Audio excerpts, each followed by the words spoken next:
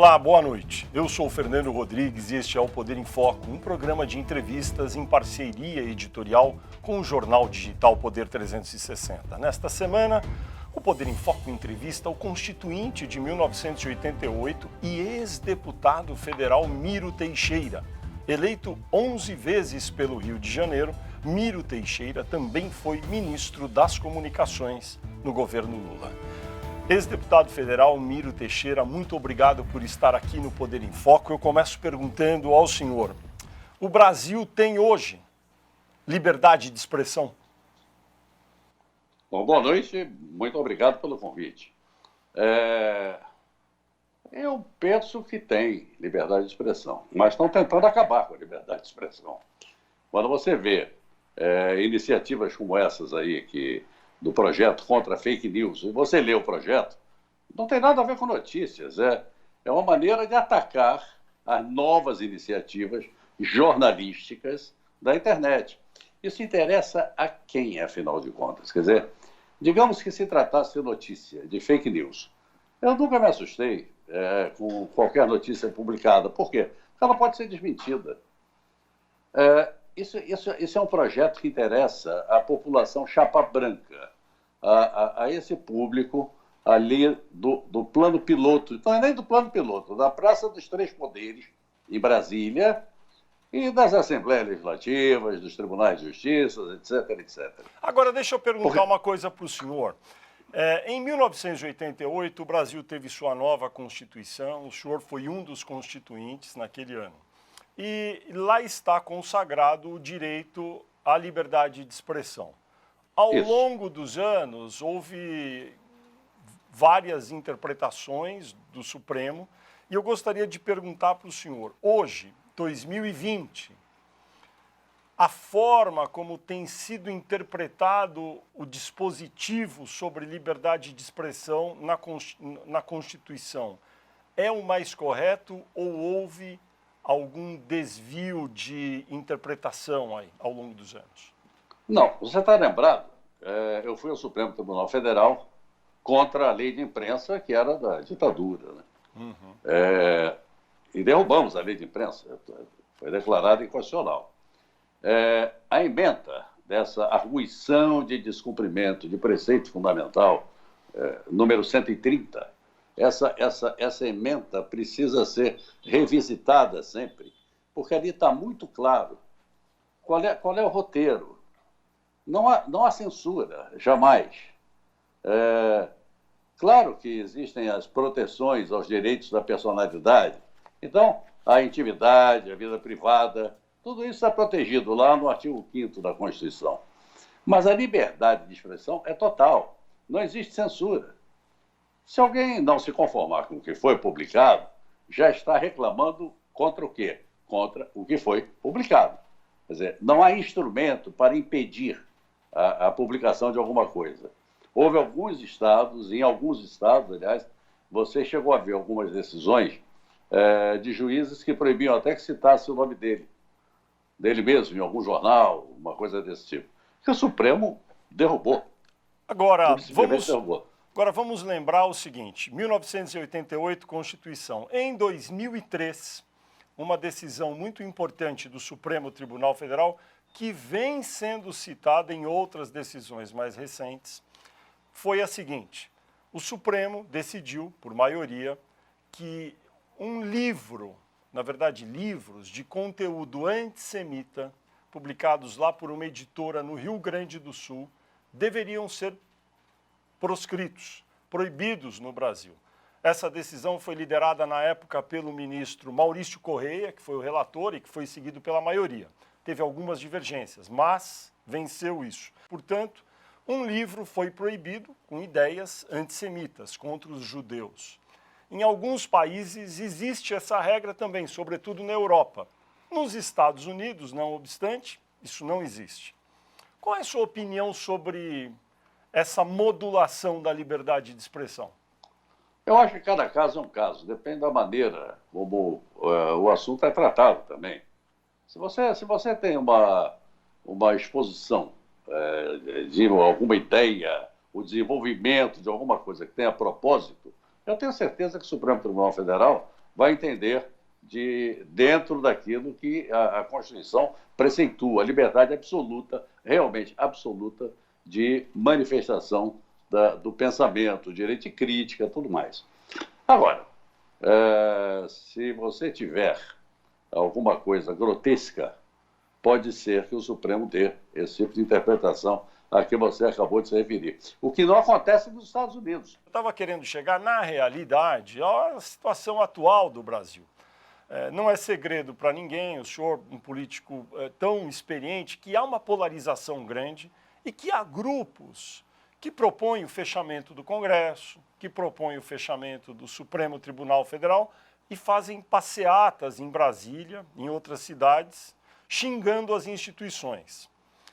Até que ponto essa manifestação retórica, dizendo eu quero fechar o Congresso, é ou não é liberdade de expressão se não incluir nenhum ato físico?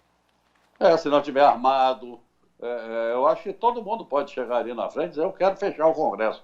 Tem direito. Tem direito. Pura e simplesmente uma opinião.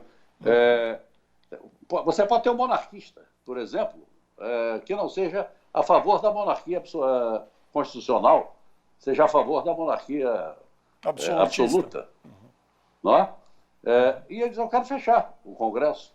Eu quero que o imperador seja o poder legislativo. Agora, nós tivemos um plebiscito aqui para a monarquia parlamentar, né? Exato. Mas poderia não ser para a monarquia parlamentar. Poderia ser para a monarquia absoluta, pura e simplesmente. Seja... Não existe problema. O que a Constituição veda é a ofensiva, isso que você colocou na sua pergunta.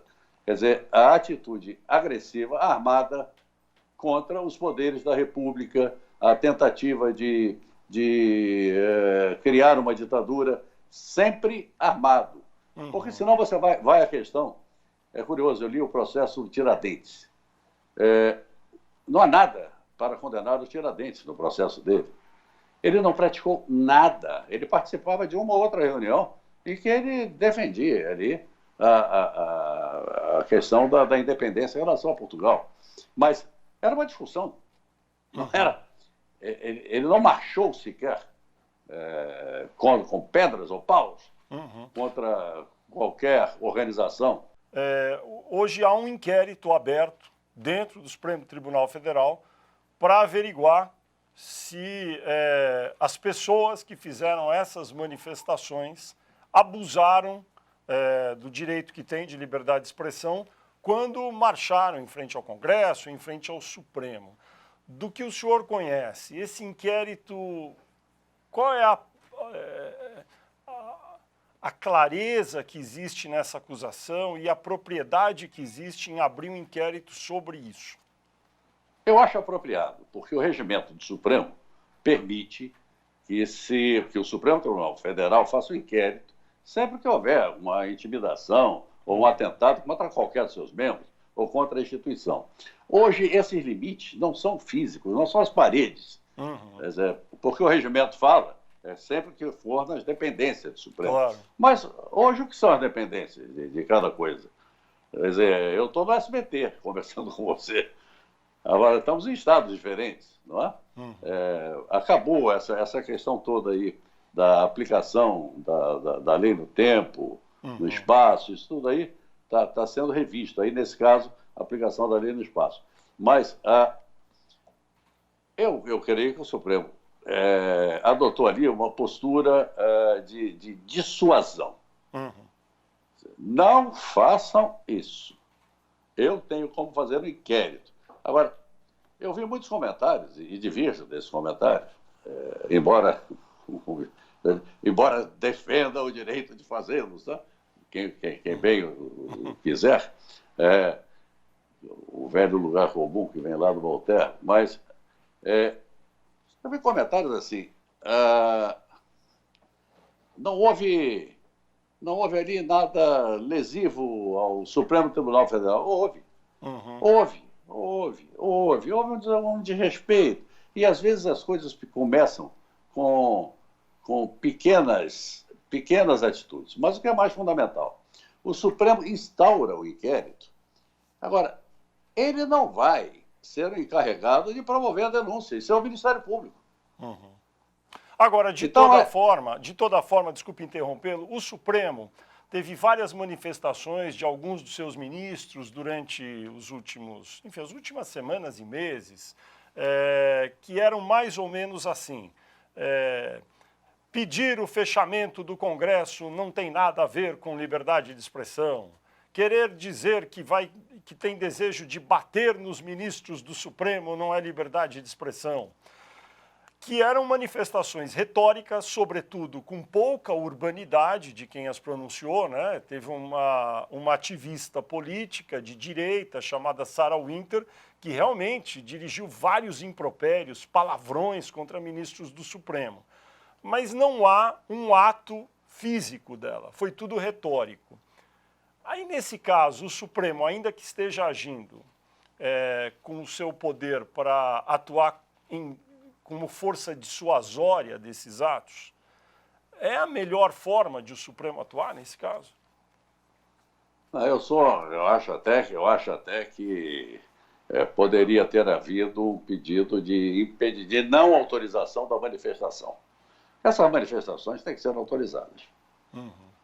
Então, que não se autorize manifestação nas imediações da Suprema Corte por um período determinado. Ou então, sabendo que vai haver uma manifestação, que peça que naquele dia, naquele horário, não seja autorizada. Porque quem faz a manifestação tem que pedir autorização.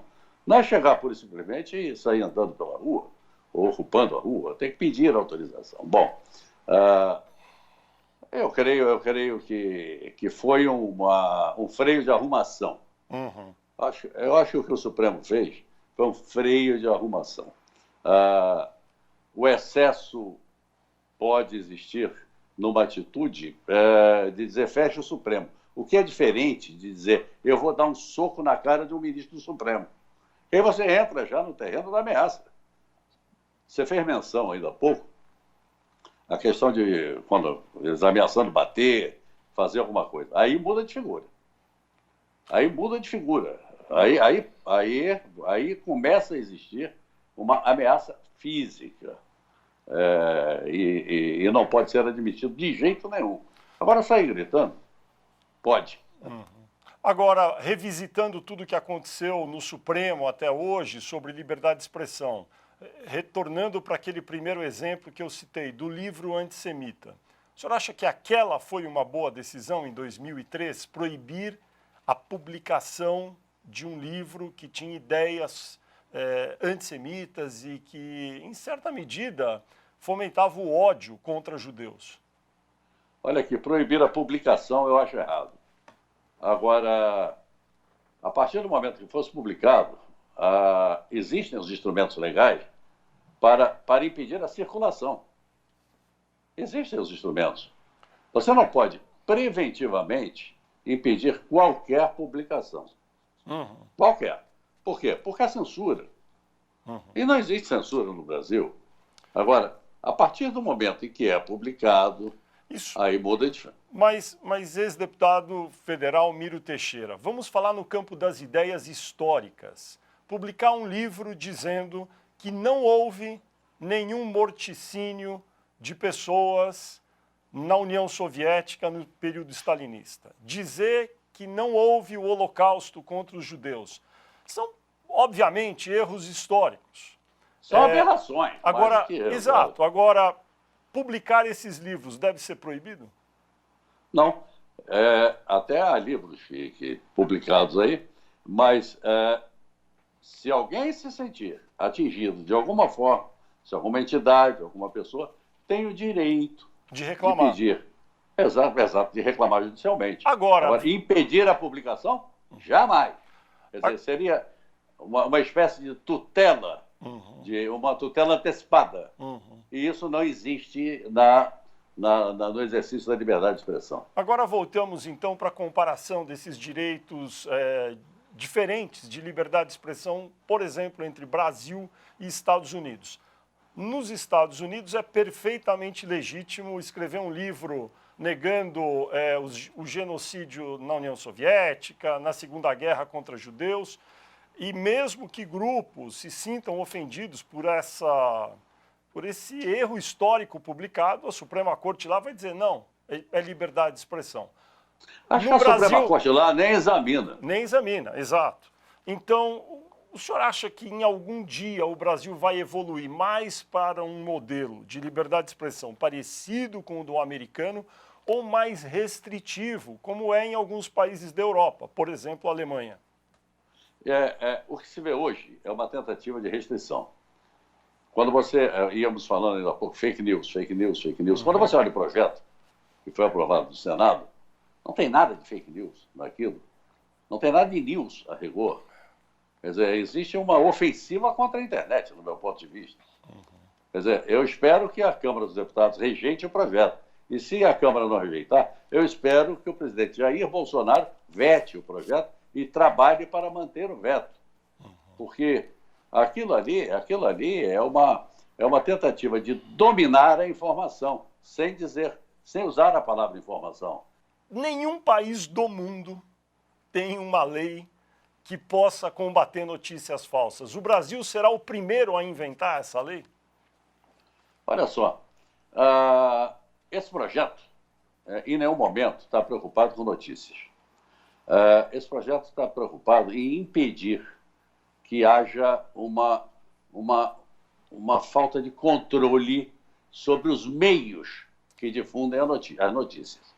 Quer dizer, o que esse mundo oficial quer é garantir que só esse mundo oficial possa fazer circular aceleradamente as notícias que lhe fazem bem, não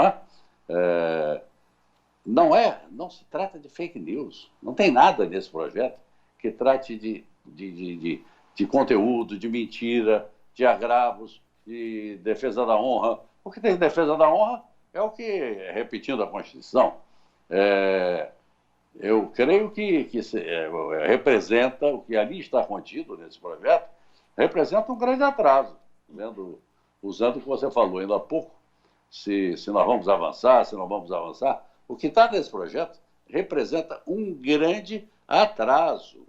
Quer dizer... Na sua avaliação, o conjunto de leis hoje no Brasil já protege aqueles que se sentirem ofendidos por alguma informação veiculada na internet, sobretudo nas redes sociais?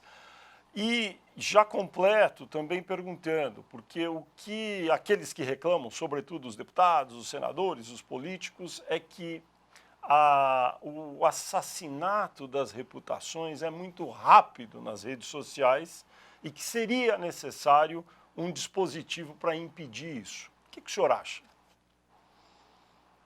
Olha, as reputações já sofreram graves danos antes da internet. O que já se inventou sobre tantos políticos e como isso era distribuído, como a famosa comunidade de informações da ditadura, antes aí da internet e tudo mais, demolia reputações, espalhando boatos, usando jornais, inclusive.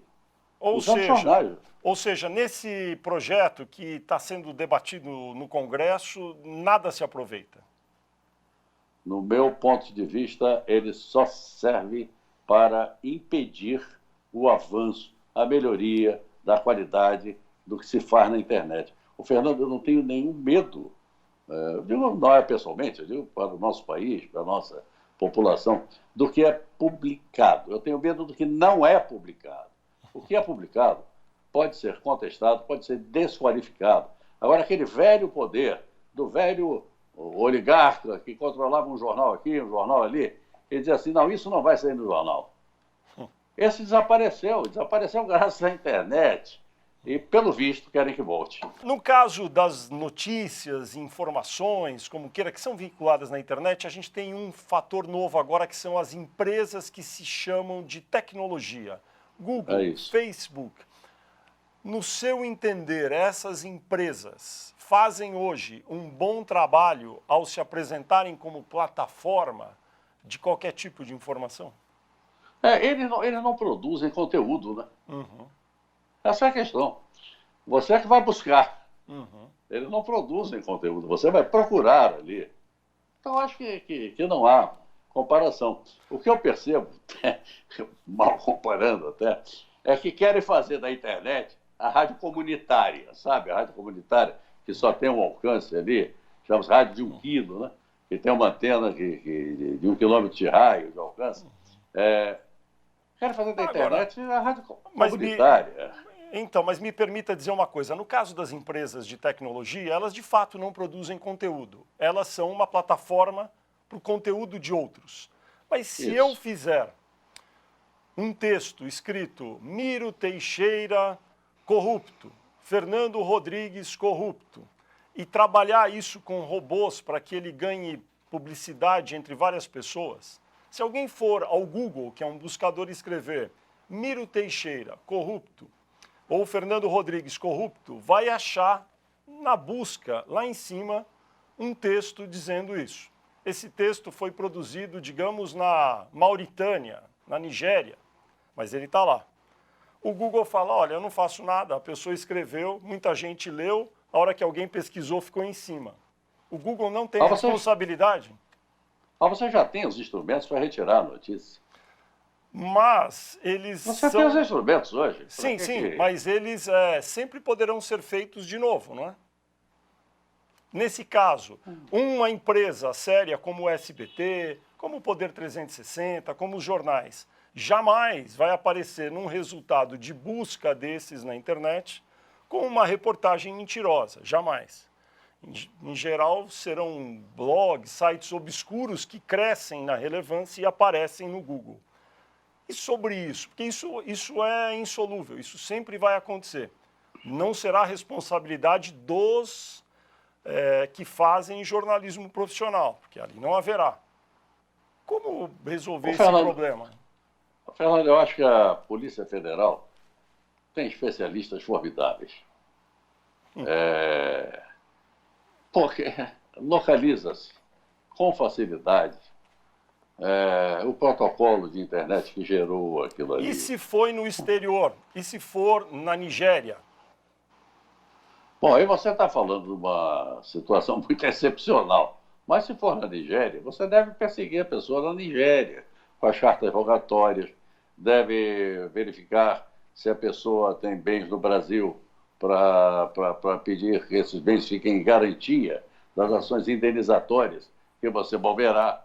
Aí exerça a sua criatividade contra essa monstruosidade. Eu problematizei um pouco aqui essa questão toda. Um pouco toda, não, você problematizou muito. Porque, veja bem, toda vez que se fala em retirar alguma coisa, um conteúdo do Google, o Google, que é uma empresa a mais poderosa de comunicação do mundo hoje em dia, embora se apresente apenas como de tecnologia, o Google fala, querem cercear a liberdade de expressão. Tem uma certa razão. Por outro lado, alguns países, sobretudo na Europa, cobram dessas empresas que se dizem de tecnologia, mas são de comunicação, que tenham uma curadoria melhor do conteúdo que aparece lá nessas plataformas. Eles, é claro, resistem, porque isso não se pode fazer com um algoritmo apenas. Como resolver isso? Qual a sua opinião? Eu tenho a impressão que você se dirigindo à empresa, você consegue retirar. Sim. Mas veja bem, quantas vezes um veículo de comunicação sério, jornalístico, como é o SBT, como é o Poder 360, vários jornais, são obrigados a retirar? Poucas, às vezes acontece, mas é mais raro, porque tem uma curadoria, um cuidado muito grande. No Google ou no Facebook, é 1 por segundo que haverá. Então é impossível que todos consigam o tempo todo questionar. Como resolver isso? Será que as pessoas levam a sério essas notícias que são absurdas? Bem, aqueles que são alvo das notícias absurdas certamente levam a sério. Não, eles não levam propriamente a sério, penso eu. Eles ficam indignados e tudo mais. Mas eles sabem que é mentira, não é?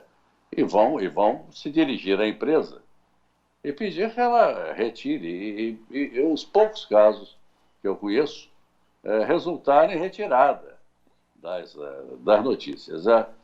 Tem um juiz da Suprema Corte, foi o primeiro juiz judeu da Suprema Corte Luiz americana. Brandeis. Isso, Brandeis. Ele diz que a luz do sol é o melhor desinfetante. Eu acho que essa frase é muito marcante e eu penso que sempre com mais liberdade é que se resolve as coisas. E, no seu entender, portanto, a regulação que se impõe hoje às empresas de tecnologia e que se oferecem como plataforma, ela é adequada, não precisaria de algum ajuste? Olha, sempre se pode examinar, quer dizer, não existem essas verdades absolutas. Tem que haver ou não tem que haver.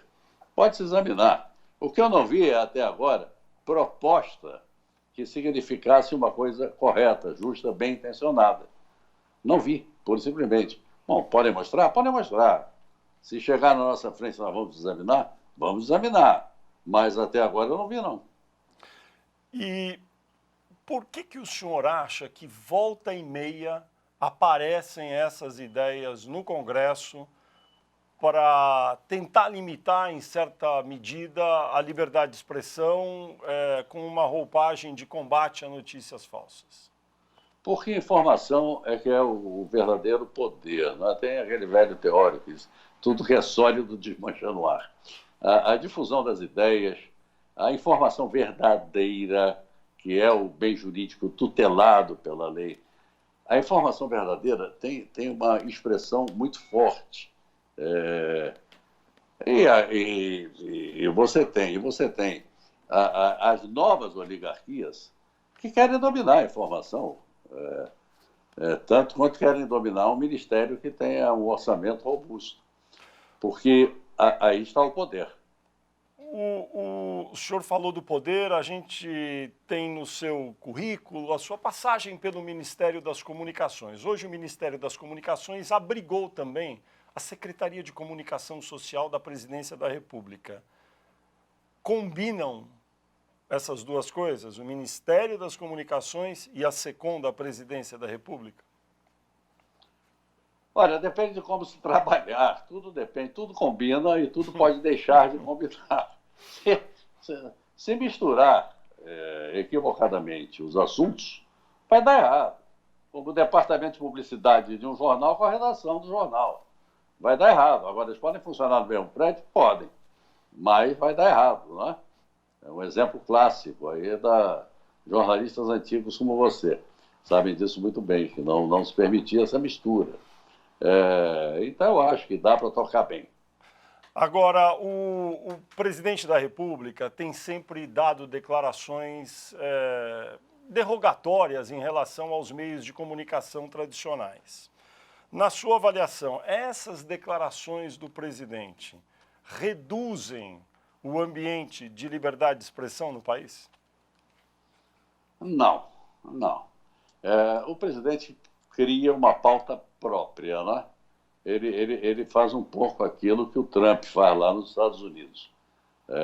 Em vez de discutir a questão do desemprego, em vez de discutir outras questões aí que estão preocupando mais o povo brasileiro, a situação da saúde no Brasil, como é que o Brasil vai enfrentar daqui para frente a questão das futuras pandemias. Quer dizer, essa diferença que existe aí de gerações, meninos de escolas relevantes tendo aulas à distância, né, de boa qualidade, e outros que não têm água para beber em casa, não tem telefone 4G, 5G, não tem computador ou tablet ou lá o que for.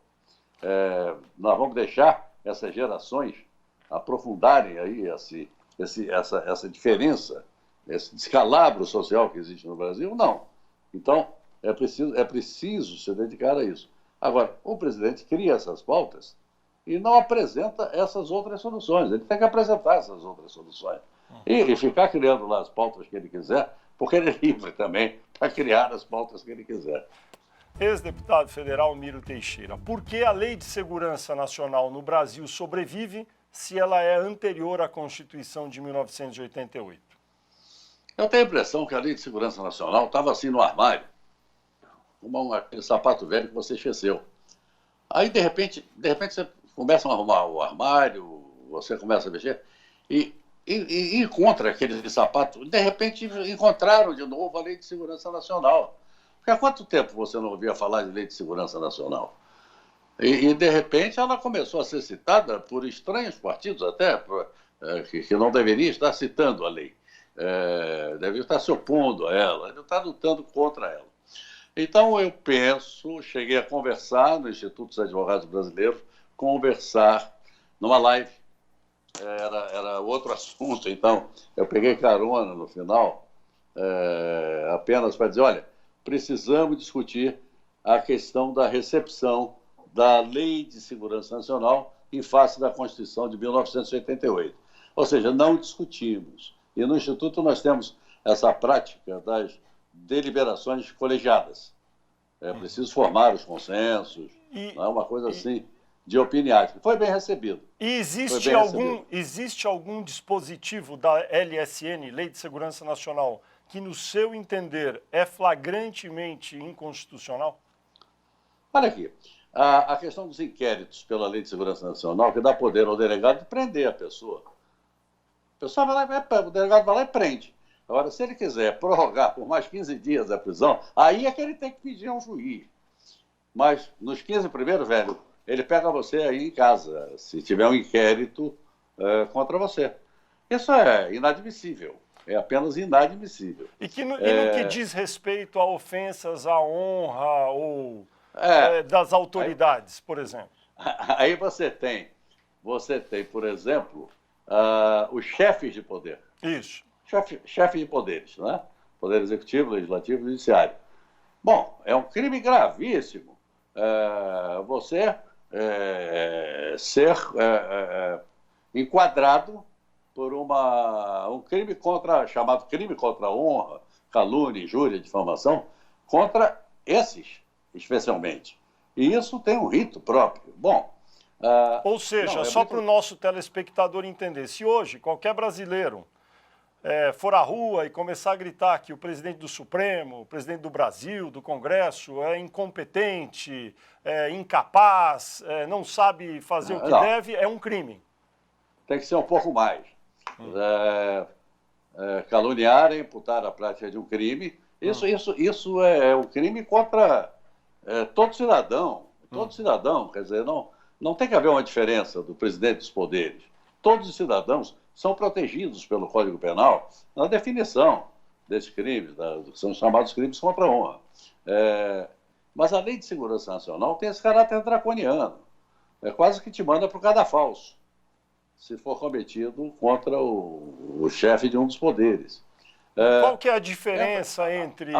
Qual é a diferença entre um cidadão comum ofender, digamos, o presidente da República, ou do Congresso, ou do Supremo, de ofender uma outra pessoa? Qual é a gradação? É muito pior quando ofende o presidente da República? Se ele ofender outra pessoa, a outra pessoa tem que fazer uma queixa-crime.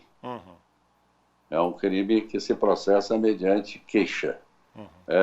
Se pode ser mediante representação, como é o caso do presidente da República, que o ministro da Justiça pediu a abertura de inquérito ao diretor da Polícia Federal. Não foi o presidente da República, aí recentemente.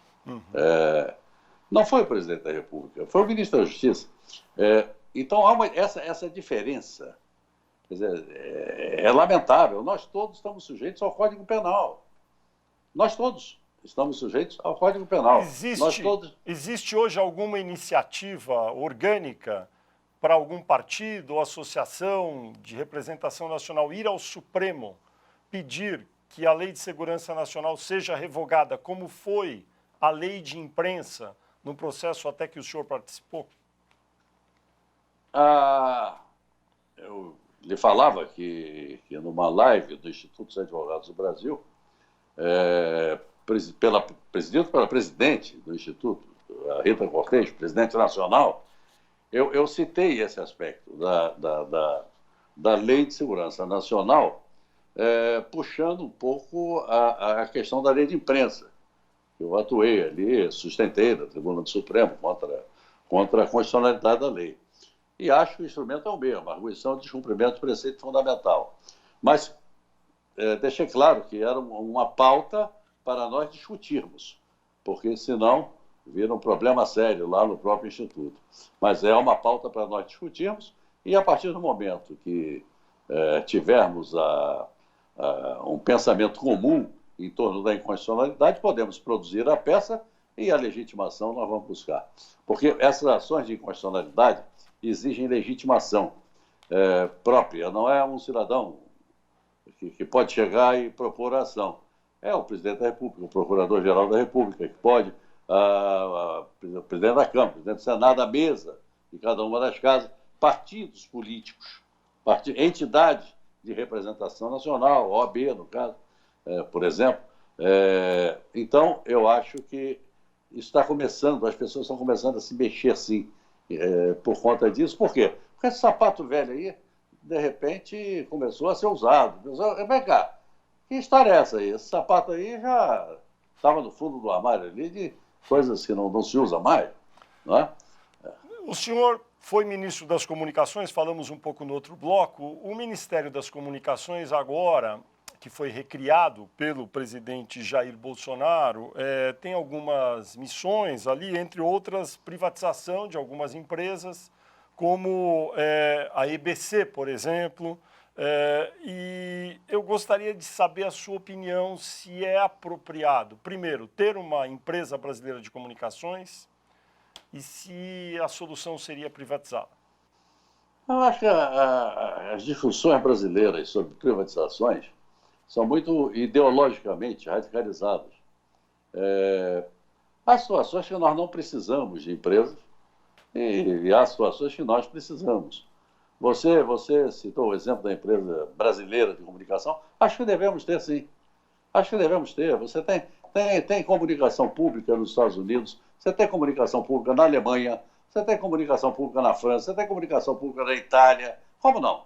Uhum. Como não? Tem sim. E o doutor Ulisses Guimarães, eu não sei se você está lembrado, o que ele fez, que eu acho que foi uma coisa formidável para a Assembleia Nacional Constituinte, foi o Diário da Constituinte. 5 minutos todo dia, no meio dos telejornais, saiu o noticiário da Assembleia Nacional Constituinte, que é para você garantir o acesso do povo à informação. Uhum. Não a informação que interessa a um grupo ou a outro, mas a informação verdadeira. E no caso dos Correios... Você vai implicar daqui a pouco com esse meu fone de ouvido aqui. Tá certo. Mas eu estou fazendo isso hoje tudo muito improvisado aqui com você. E no caso dos Correios, qual é a sua avaliação sobre vender ou não? Esquece. Olha para a Amazon. Olha para a Amazon e vê o que você pode fazer com a empresa de Correios e Telégrafos. A empresa de Correios e Telégrafos pode ajudar as pequenas livrarias, por exemplo, a se recuperar com tarifas especiais para entrega de livros. O que se pode fazer no e-commerce com a empresa de Correios e Telégrafos é tremendo. Então, a infraestrutura dos Correios é incomparável. Os Correios entregam uma carta, às vezes com alguém chegando lá de canoa, ou num lombo de burro, para entregar a carta. Não existe nada parecido no Brasil. Ou seja, melhor não vender os Correios.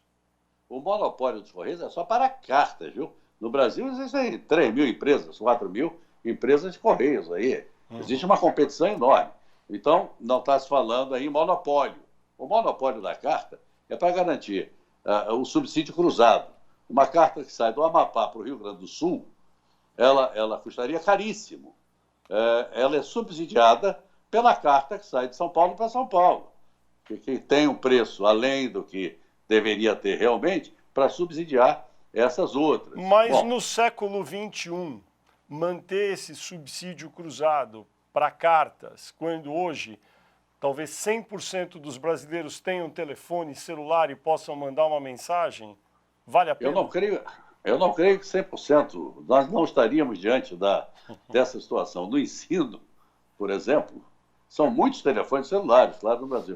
O Brasil tem mais telefone celular do que habitante. Isso. Mas é que as pessoas têm mais de um telefone celular também. Os meninos não têm telefone de celular aí, de última geração, para acompanhar ensino à distância. Falávamos disso. Mas para mandar uma mensagem equivalente a uma carta? Bom, aí seria até o velho telegrama. Mas eu penso que são os exemplos que se busca quando nos faltam argumentos, não é? A questão é que os Correios servem para desenvolver negócios no Brasil. O Correio serve para desenvolver negócios. Pode ter tarifas estimulantes para que negócios se desenvolvam. Eu tenho um caso aqui do estado do Rio de Janeiro de flores, de uma região que produz flores, que começaram a ser vendidas pela internet, sabe? Estimulados pela empresa de Correios e Telégrafos. A empresa de Correios e Telégrafos começou a ver aquela produção ali, o carteiro anda, né? O carteiro anda por aí tudo. E começou a dizer, vem cá, mas por que você não põe internet? Como é que põe? Eu era ministro. Então, quem botou internet lá nessa localidade fui eu, a pedido da empresa de Correios e Telégrafos. E o que essa localidade se desenvolveu com o negócio de flores foi formidável. Eu acho que a empresa de Correios e Telégrafos é uma joia da coroa. Ela não pode ser entregue a quem queira roubá-la. Ex-deputado federal Miro Teixeira, falamos bastante sobre liberdade de expressão e comunicações, que são assuntos da sua área, mas a sua área também é a política. Pela sua experiência, 11 mandatos na Câmara dos Deputados, qual é a sua avaliação da atual legislatura no Congresso? Olha, cada mandato é diferente de outro, né? Se você olhar, você teve a partida constituinte, você teve aquele da Constituinte. Logo depois, você teve o impeachment do Collor e os anões do orçamento. Então, um mandato é sempre diferente do outro, né? Você teve o mensalão, você teve o petrolão, o impeachment da Dilma, o impeachment do Collor, lá em 92, acho que já passamos por isso, mas cada mandato é diferente. Esse mandato é um mandato que está muito prejudicado, de certa maneira, pelas reuniões virtuais. Você tem praticamente o controle ou do presidente da República, por um lado, lá no Executivo. Quando você vai para o Legislativo, você tem a presença quase que absoluta dos presidentes das duas casas. Parece que os parlamentares desapareceram. Os parlamentares surgem nas suas lives, simplesmente. Nos meios gerais de comunicação, a impressão é que desapareceu o Congresso Nacional. Ou seja, então hoje o Congresso ficou muito presidencialista, no sentido que Rodrigo Maia na Câmara, Davi Alcolumbre no Senado tem um poder ainda maior do que normalmente teriam? Sem dúvida alguma, especialmente o poder de comunicação. É claro que eles estão falando, fazendo as suas conferências virtuais com os deputados e com os senadores, claro. Mas, para o grande público, quem é que aparece? Que aparece são eles. É um pouco diferente até do Supremo Tribunal Federal, porque o Supremo tem a TV Justiça, que está aí transmitindo, né? Agora deve ter caído bastante a audiência, porque está tudo virtual. Mas vinha crescendo. As pessoas sabem os nomes dos ministros do Supremo hoje em dia, que não se sabia. Ninguém sabia o nome de ministro Supremo. Agora, esse tipo de prática pode representar alguma perda de democracia para o país, já que, enfim, não tem a presença dos deputados e dos senadores, né? Não, da democracia não. Eu não assino esses manifestos e acho formidável as pessoas que fazem essa militância, que assinam. Assinei outro dia, que achei sereno, assinei. Mas tinha uma frase ali que me doeu um pouco, que a democracia está em risco. Mas, como você não domina o texto de tanta gente, bom, que passe essa, porque as outras estão sensatas. Ali. O Brasil hoje corre risco de ter um golpe de Estado? Não, é aí que eu ia chegar. Veja só, o dia que a democracia estiver em risco, eu não tenho que dizer a democracia está em risco. O que eu tenho que dizer é que não pode haver risco para a democracia. E se ela ficar em risco, eu estarei na rua lutando por ela. Isso sim. Agora, ficar dizendo só que a democracia está em risco, acaba se colocando a democracia em risco. Acho que não, a democracia é garantida pela Constituição do Brasil, a Constituição de 88 garante essa democracia, e se houver qualquer espécie de ofensiva, de força contra a democracia, eu estarei na rua e seguramente vou encontrar você também, lutando, porque já fizemos isso em outras épocas. O senhor acredita, então, que não há risco neste momento para a democracia? Eu acredito que não há. E creio que em qualquer país com democracia desenvolvida, mais antiga do que a nossa até, se você ouvir alguém dizendo que a democracia está em risco, você vai ver uma outra pessoa, não é chamando a polícia, não, é chamando uma ambulância para atender aquele maluco que está dizendo que a democracia está em risco. A democracia não está em risco. E se um dia estiver, me permita, nós vamos nos encontrar na mesma frente de batalha, defendendo a democracia. Vamos aqui prever o futuro, que é muito difícil. Em até o passado, como disse o maluco.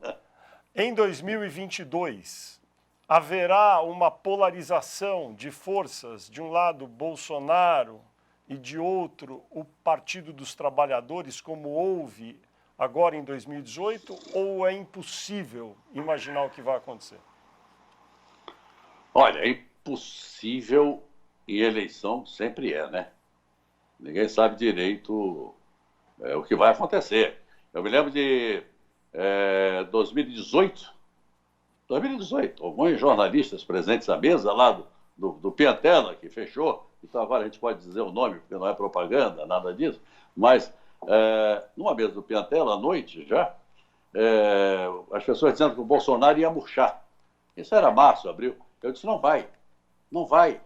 Ele está com um discurso muito dirigido para uma parcela da população que realmente pensa assim como ele. Ele não vai murchar.